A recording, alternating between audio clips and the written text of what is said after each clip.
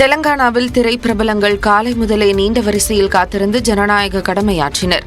தெலங்கானா மாநிலம் ஹைதராபாத்தில் உள்ள ஜூப்ளி ஹில்ஸில் நடிகர் சிரஞ்சீவி தனது குடும்பத்துடன் வாக்களித்தார்.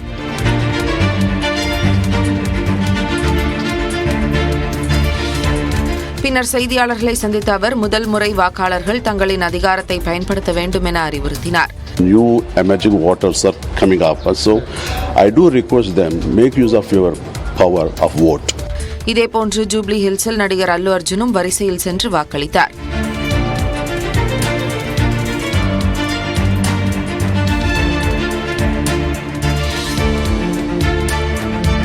பின்னர் செய்தியாளர்களை சந்தித்த அவர் தான் எந்த கட்சியையும் சாராதவர் என்று குறிப்பிட்டார். Firstly, I would like to tell I am not politically aligned with any party. నాకు official గా ఏ పార్టీతో సంబంధం లేదు. I am neutral to all parties. Jubilee ஹில்ஸில் நடிகர் ஜூனியர் NTR குடும்பத்துடன் சென்று ஜனநாயக கடமையாற்றினார்.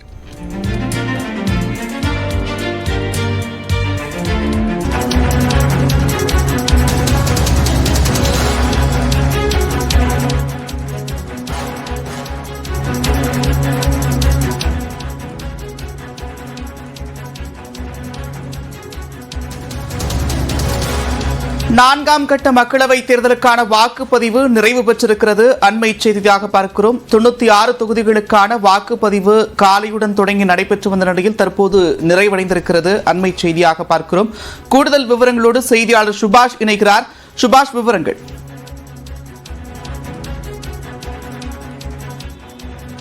இந்தியா முழுவதும் இந்த நான்காம் கட்ட தேர்தலானது நிறைவடைந்திருக்கிறது. அதற்கான வாக்குப்பதிவு முழுவதுமாக நிறைவு செய்யப்பட்டிருக்கிறது. அதன்படியாக பார்த்தோம் என்றால் 5 மணி நிலவரப்படி 62.31% இந்தியாவில் இருக்கக்கூடிய இந்த நான்காம் கட்ட தேர்தல் நடக்கக்கூடிய மாநிலங்களில் இருந்து பதிவாகி இருக்கிறது. தற்போது நாம் தெலுங்கானாவில் இருந்து வருகிறோம். ஒரு வார காலமாக இங்கிருந்து தேர்தல் பரப்புரை, தேர்தல் பணிகள், தேர்தலுக்கான வாக்குப்பதிவு நடவடிக்கைகள் உள்ளிட்ட பலதை களத்திலிருந்து சொல்லியிருக்கிறோம். அதன்படியாக 5 மணி நிலவரப்படி தெலுங்கானாவில் 61.16%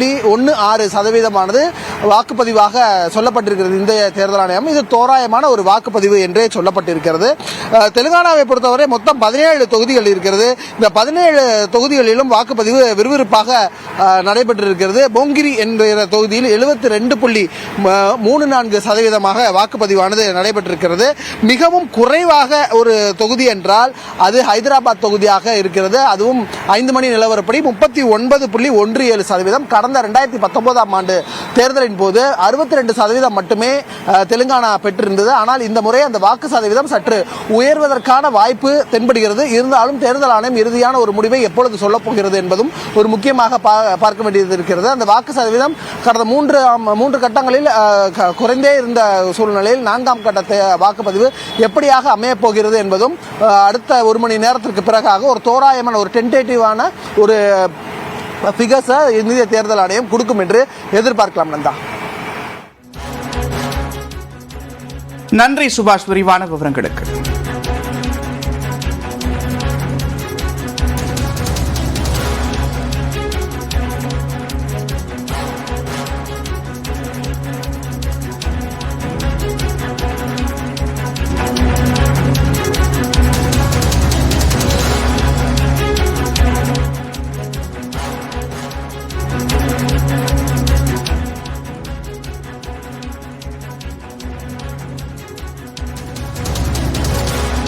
நான்காம் கட்ட மக்களவைத் தேர்தலுக்கான வாக்குப்பதிவு நிறைவு பெற்றிருக்கிறது. அண்மை செய்தியாக பார்க்கிறோம். 96 தொகுதிகளுக்கான வாக்குப்பதிவு காலையுடன் தொடங்கி நடைபெற்று வந்த நிலையில் தற்போது நிறைவடைந்திருக்கிறது. அண்மை செய்தியாக பார்க்கிறோம். கூடுதல் விவரங்களோடு செய்தியாளர் சுபாஷ் இணைகிறார். சுபாஷ், விவரங்கள்.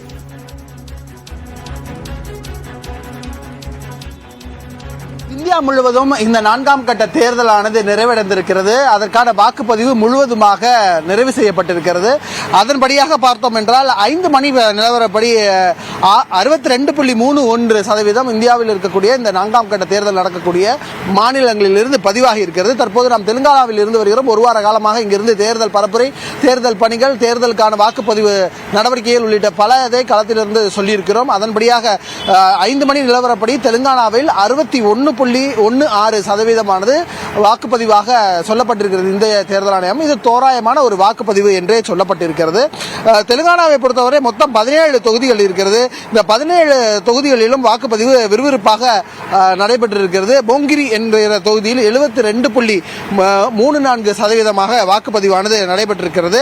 மிகவும் குறைவாக ஒரு தொகுதி என்றால் அது ஹைதராபாத் தொகுதியாக இருக்கிறது. அதுவும் 5 மணி நிலவரப்படி 39.17%. கடந்த 2019ஆம் ஆண்டு தேர்தலின் போது 62% மட்டுமே தெலுங்கானா பெற்றிருந்தது. ஆனால் இந்த முறை அந்த வாக்கு சதவீதம் சற்று உயர்வதற்கான வாய்ப்பு தென்படுகிறது. இருந்தாலும் தேர்தல் ஆணையம் இறுதியான ஒரு முடிவை எப்பொழுது சொல்லப் போகிறது என்பதும் ஒரு முக்கியமாக பார்க்க வேண்டியது இருக்கிறது. அந்த வாக்கு சதவீதம் கடந்த 3 கட்டங்களில் குறைந்தே இருந்த சூழ்நிலையில் 4ஆம் கட்ட வாக்குப்பதிவு எப்படியாக அமையப் போகிறது என்பதும் அடுத்த 1 மணி நேரத்திற்கு பிறகாக ஒரு தோராயமான ஒரு டென்டேட்டிவான ஒரு ஃபிகர்ஸை இந்திய தேர்தல் ஆணையம் கொடுக்கும் என்று எதிர்பார்க்கலாம். நந்தா,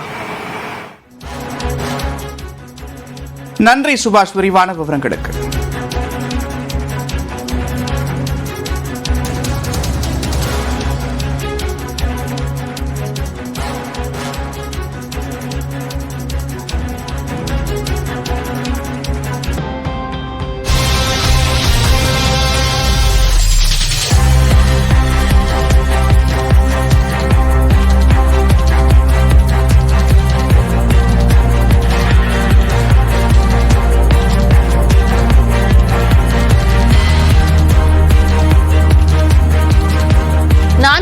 மக்களவைத் தேர்தலில் 5 மணி நிலவரப்படி 62.31% வாக்குகள் பதிவாகி இருப்பதாக தேர்தல் ஆணையம் தெரிவித்திருக்கிறது. அண்மை செய்தியாக பார்த்து வருகிறோம்.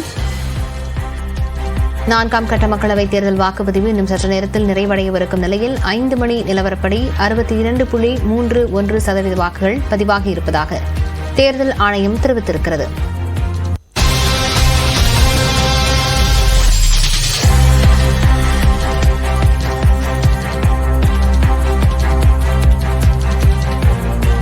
ஆந்திரா, தெலுங்கானா உள்ளிட்ட மாவட்டங்களில் 4ஆம் கட்ட மக்களவைத் தேர்தல் காலை தொடங்கி விறுவிறுப்பாக நடைபெற்று வரும் நிலையில் 5 மணி நிலவரப்படி 62.31% வாக்குகள் பதிவாகி இருப்பதாக தேர்தல் ஆணையம் தெரிவித்திருக்கிறது.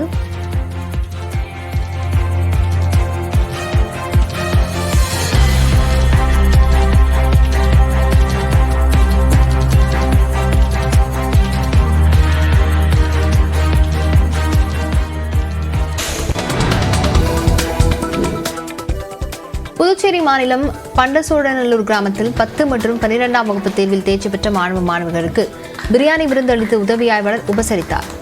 கல்வி அறிவியல் பின்தங்கிய பண்டசோழநல்லூர் கிராமத்தில் இந்த ஆண்டு 10 மற்றும் 12ஆம் வகுப்பு தேர்வில் 50க்கும் மேற்பட்ட மாணவர்கள் தேர்ச்சி பெற்றுள்ளனர். இதனை ஊக்குவிக்கும் விதமாக அதே கிராமத்தைச் சேர்ந்த உதவி ஆய்வாளர் இளங்கோ தனது சொந்த செலவில் பொதுத் தேர்வில் அதிக மதிப்பெண் பெற்ற மாணவர்களுக்கு ரொக்கப்பரிசு வழங்கினார். அதனைத் தொடர்ந்து மாணவிகளுக்கு தலைவாழை இலையில் பிரியாணி பரிமாறினார்.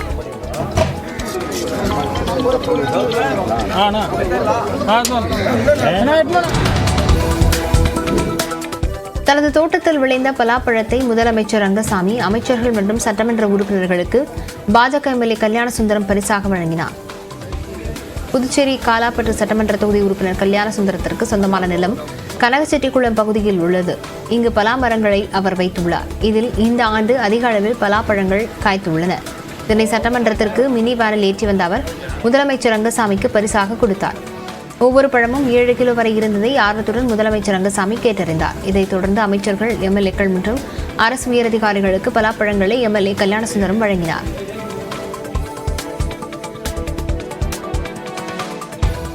போன ஆண்டும் கொடுத்தோம், இந்த ஆண்டும் கொடுத்துருக்கிறோம். விவசாய மக்களுடைய